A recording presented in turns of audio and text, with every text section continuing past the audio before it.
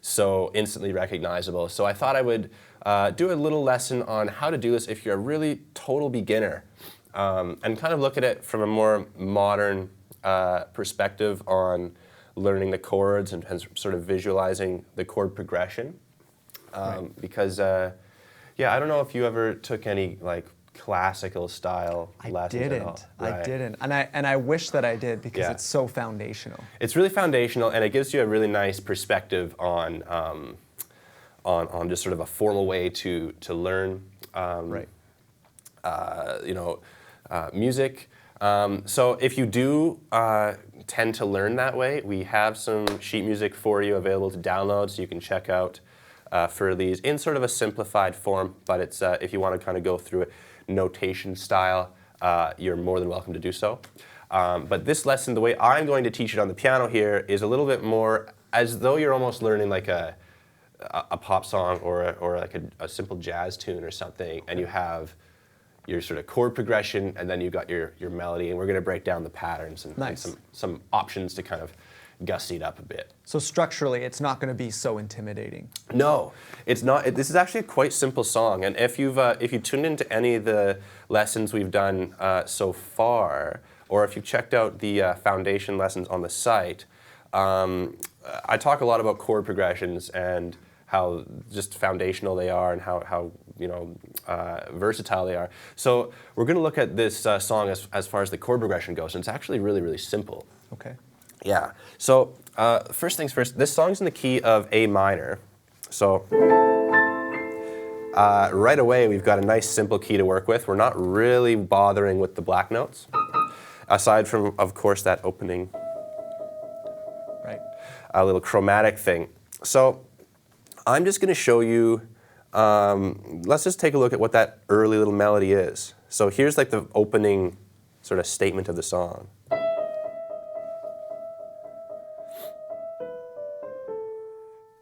So that's a really simple little exercise, but right away it's like, oh, I know that song. Oh yeah. Like, I don't know, is there guitar songs that are kind of as, like guitar songs you just gotta know? Yeah, maybe like Hotel California. Right, yeah. Something like that. Yeah, that's Mozart, right? Pretty sure. Yeah. All right, so that little melody, again, it's all just sort of based on this A minor shape. So if we just have our hands sort of resting in A minor position, we start off with that E to E flat little movement, and then we jump down to B. So E to E flat, B, D, C, E, to A.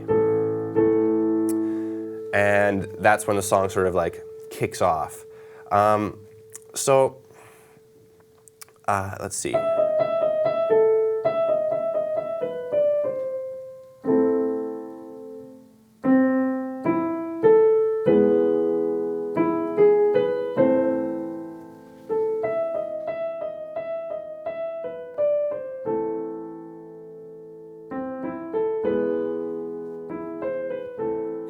Okay, so as you can see in my left hand, for that whole section there, I'm only playing two chords. I'm playing my A minor chord, which right now I just have it shaped as an A minor second inversion, but if you want, you can put it up in root position. A minor. And then my right hand goes down to play C, E, A, B, and when I hit that B note, I'm changing to my E major chord. Okay. So that's an E major chord. An E major chord. Okay. Yeah. So if you checked out a couple weeks ago, I did a practice along on harmonic minor chords and scales, and this is like a super iconic, like classical, chord motion, jumping from the minor 1 chord to the major 5 chord. Right. It's just kind of a distinctively recognizable sound. Mm-hmm. So there's our 1 chord, or A minor, and then I spell out that A minor chord in the right hand here. So I'm playing C, E, A, and then I move up to B. And when I move up to B, I'm playing my E chord, and then I play just that same technique here. I'm playing my E triad notes. So E, G sharp, B, and then back to, once I hit C, I'm back to my A minor. So we're going to go really, really slow through this, and we're just going to think of this as patterns. So let's go, you know what, man? Let's try out 70 BPM. Okay. Yeah. Let's try out 70 BPM. And I'm just going to give a couple passes where I'm just going to play that melody, and you can follow along, and then we're going to incorporate the right hand just with the solid chords. Okay. So 1, 2, 3, 4.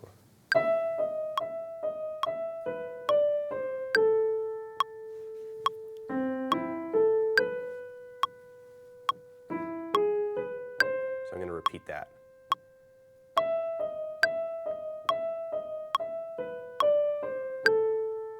Now the A minor chord. Oops, sorry. I'll do it one more time.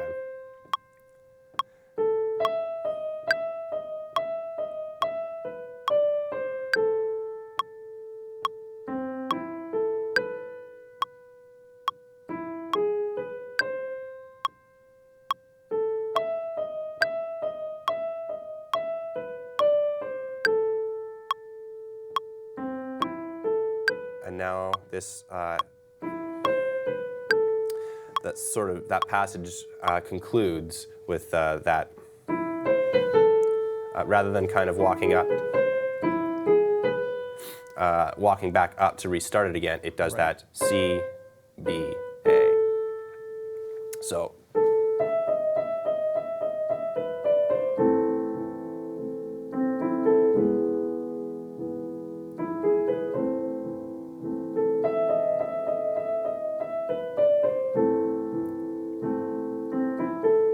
Now we walk down from our C note. So let's try this again, but this time we're just going to be holding those chords in the bottom hand. Right. And yeah, and it's going to sound a little bit more Fur Elise as we go along. Fur Elise, I like Fur Elise. it. It's an adjective. Okay. Okay, so here we go.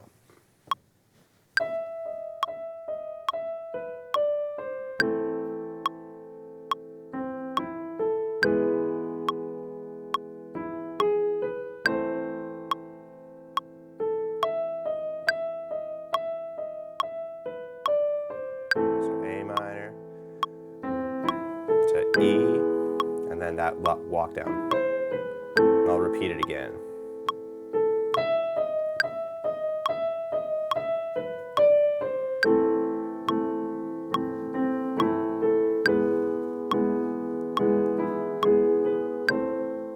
You can just spell out those quarter notes.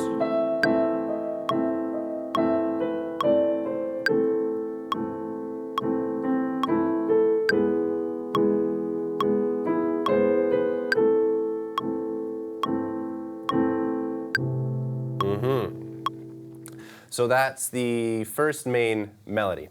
And we're going to proceed to the next part, which is kind of the, well, you can call it the happy part, I guess, if you want to really oversimplify it. And we're going to do that with the solid chords.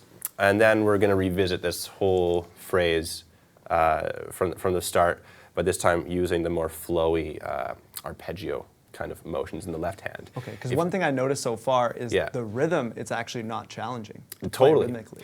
Well, yeah, you know, this is there's two ways you can kind of listen to this song. To me, this song is one of the most, you know, like I said, it's such an iconic melody. You don't even need to use the right hand or the left hand. Like if you, that in itself is kind of the main core of the tune. Or you can do it with the whole, oops.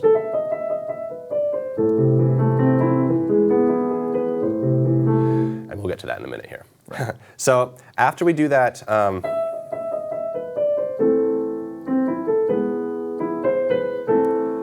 now we change gears a little bit here, and here's what the next section sounds like.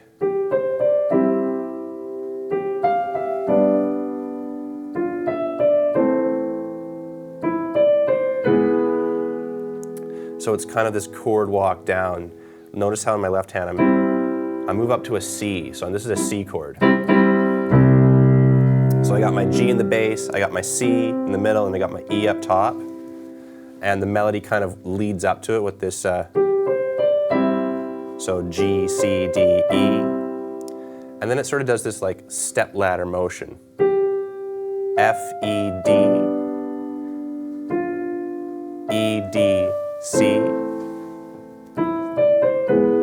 So it goes from that C chord to a G chord to an A minor chord and then back to the E. So it goes C in second inversion, then just G in root position, A minor in second inversion, and E back in root position. So yeah, let's go through that with both hands. And yeah. Sounds good. Okay. 2, 3, 4, 1, 2, here we go.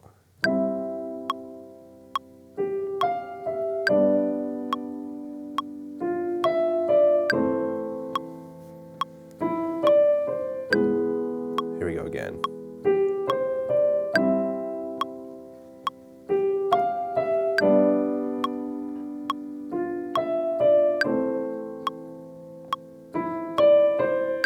Do it one more time.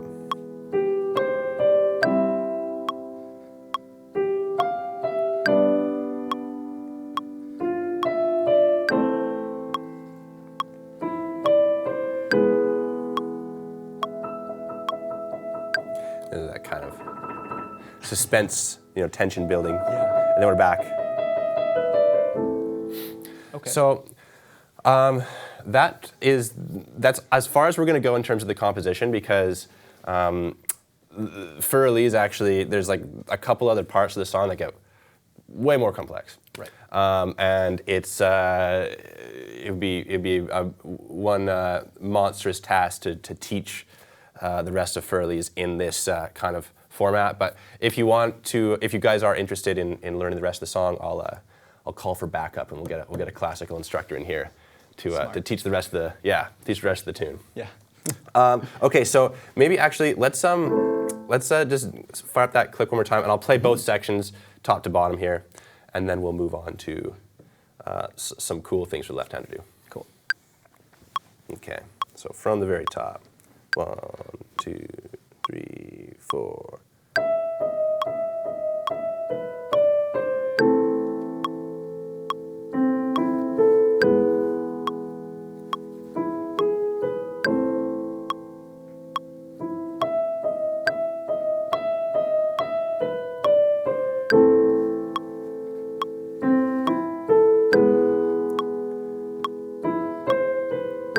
Now the happy part.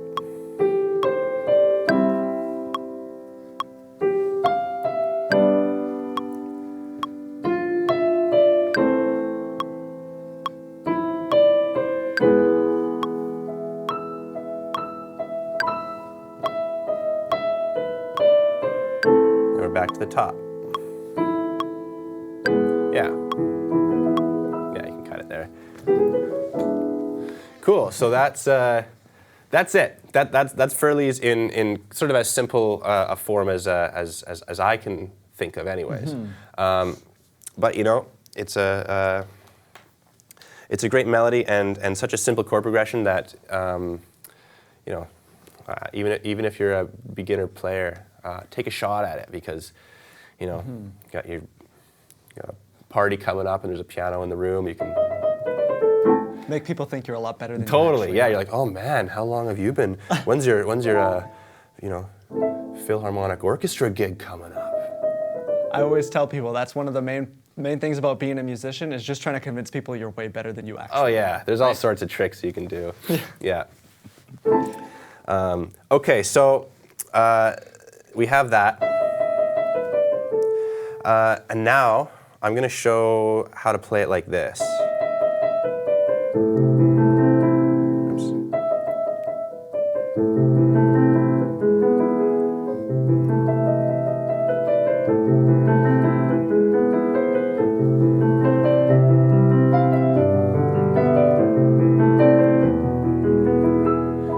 So that sounds a little bit more like the classical version. It's not quite how it's notated. If anyone's like super particular, you know, consult the sheet music. But basically, we're taking that left hand, we're taking those chords, and doing this motion here, which I find really, really useful, regardless of, you know, a specific song. Just learning these kind of motions allows you to kind of get that, you know, just that rhythm going, and you can. It's a great sort of bed track kind of skill to have in your left hand, so you can do all sorts of stuff in the right. But I'll show you just generally speaking how the hands are interacting here. So you start off with that melody, and then as soon as you hit the A, as soon as you hit that A with your thumb, you're going to kick off your arpeggio motion, and I'm just down here in the bass here, so I'm 3 octaves up from the bottom. And my motion with these two chords, with the A minor chord and the E major chord, is to walk up the triad with the high octave and then keep going to the high fifth. So almost play two separate triads of each note in one motion. So A, C, E, A, C, E, and then jump down to the E chord. So it sounds like, then start.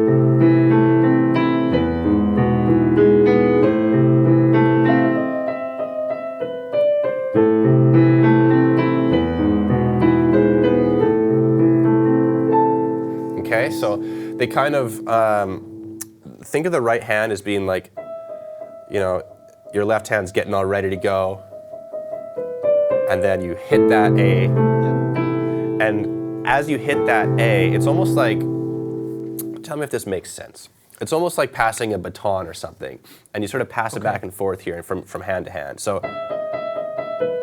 now the left hand's taking it, and it plays its motion, and then the right hand takes it again.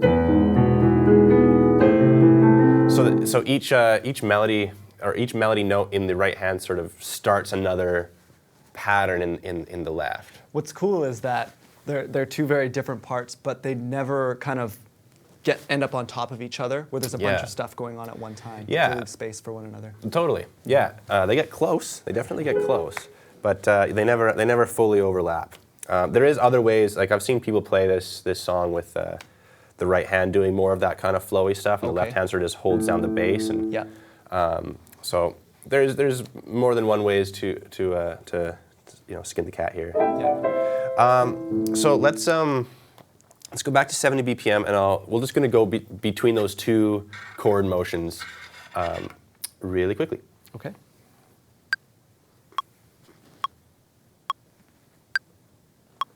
Okay. 1, 2, 3, 4.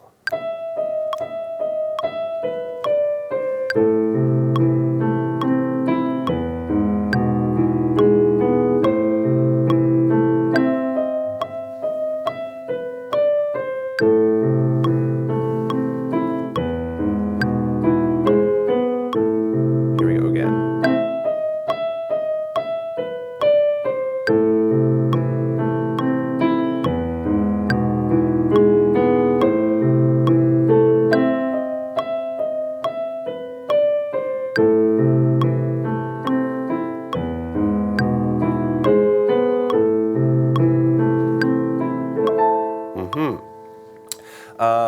by the way, I should mention really quickly, because I've gotten some questions about this before, the sustained pedal mentality for this, especially with these kind of flowy left-hand patterns. I'm just basically resetting my sustained pedal every time I'm switching chords. So I'm going, and as soon as I hit this top note, I lift my foot up, I'm off the sustain, so sustaining, off, sustaining, off. And that's just generally, that's just sort of a rule of thumb you can use just as a piano player.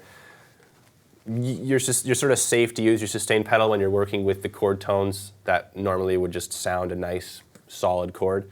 But as soon as you're switching to a different chord shape, you're going to end up at kind of like blurring those notes together. Right. So, right. Yeah. Makes sense. Okay, so.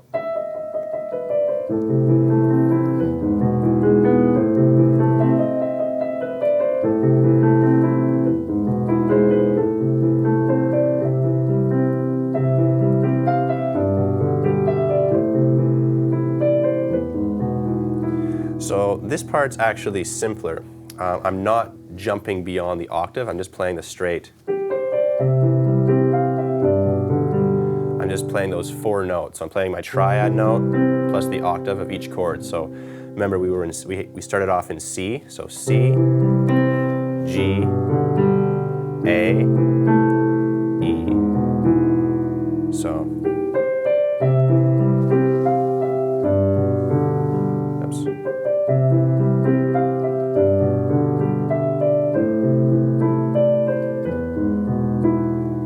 And again, this kind of mentality of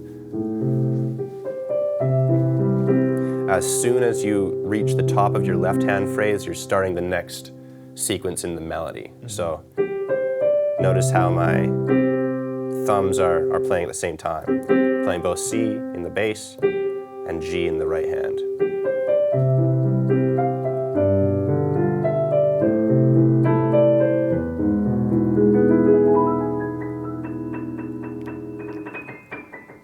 Yeah, so let's go back to 70 BPM, and we'll work through that pattern as well. 2, 3, 4, 1, 2, 3.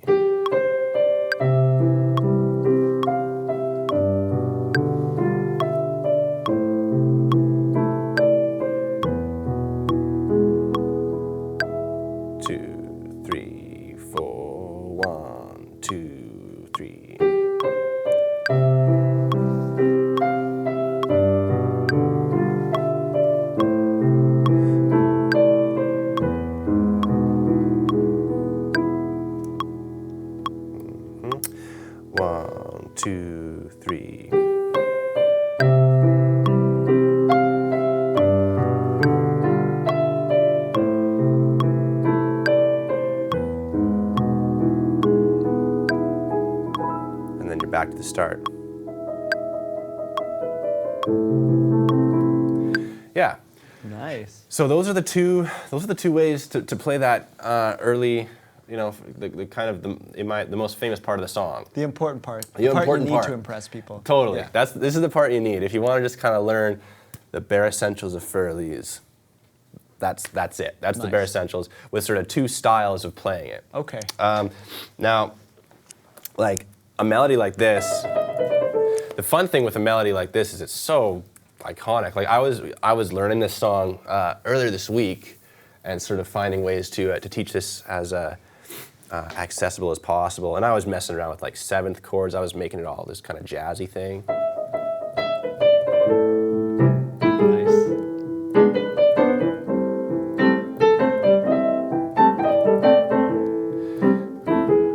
Like why not? Oh yeah.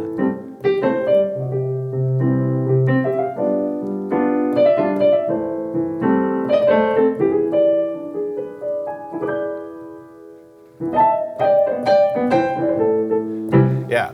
So cool. That's so cool. It's the nice thing about thinking about a song. One thing that I was always frustrated about with classical music lessons, because I did take them once upon a time, And again, they're great for building that core. A lot of core foundational stuff comes from that classical world. A lot of hand-independent stuff comes from that world, which is awesome. But the one thing that I didn't really clue into until I got more into the jazz and blues world was thinking about, particularly the left hand, thinking about chord progressions and chord movements and stuff, rather than thinking about specific notes that you're playing in the left hand. Just thinking about, what do those notes sort of add up to as far as a chord. And if you can think of it that way, then all of a sudden you can think, okay, so if this motion, if that's just an A minor chord, then it changes, it sort of gives you some more options. You're not thinking of each individual note, you're thinking, okay, what's some other ways to apply a chord to this song and just break things down in terms of melody and accompaniment. Right. And then that's where you kind of get into, what's an A minor 7 sound like? And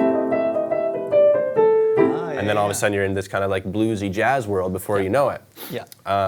That could be an interesting challenge if you wanted to spice things up, is take those chords that constitute this song, because they're all very, very simple chords, and if you've been practicing for just a while, you've likely encountered all of them, and see what they sound like with make them into seventh chords and just see what it sounds like. Right. You never know what you'll come up with. That's so cool. Yeah. I'll remind you guys, we have a little bit of time for questions, so if you do have any questions, get them in. Yeah. If we don't have any questions, no big deal. Yeah. One of the questions kind of that I had was, for people that are into this style of music, and maybe this is one of the styles that they originally got into piano for, what would be another song that they could jump into that isn't quite so challenging? Because what you showed is they can learn the song and it's pretty straightforward. Yeah. Is there another one that you can think of? I know you're not necessarily a classical guy. Yeah, there's a few. There's definitely a few. Let me think here. There's a couple. My classical chops, as far as playing ability, is frankly so rusty that I'm not sure if I could bust out anything just off the top of my head. We're definitely early to the punch here, because I know we're late October, but Christmas carols. Right. And I hesitate to even play them on the piano right now. You got to start learning them now so you can play them. Totally, that's true. Right? Yeah, if you want to kind of jump ahead of the curve here, Christmas carols are great for this sort of thing, because Christmas carols are often all diatonic. And that's just a fancy word for all your notes occur in the same key. Actually, just funnily enough, just before this lesson, I was working a little bit with Nate from Guitario. You know Nate. Of course.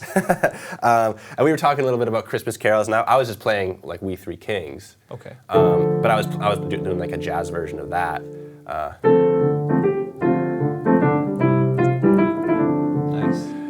And it's all just simple. That's just like a D minor thing. So you can play around with that. There's a really great classical piano player that I've fallen in love with over the years, named Eric Satie. Okay. He's a French dude, like in the French Impressionist era, if you kind of want to geek out on the history. But he does a lot of really slow, really beautiful, heavily melodic piano pieces that you can check out to learn, or even just put them on the radio as you're making dinner or something. Really lovely music. Very cool. Yeah. So the classical world is so great, because a lot of especially classical piano is so melodic. Right.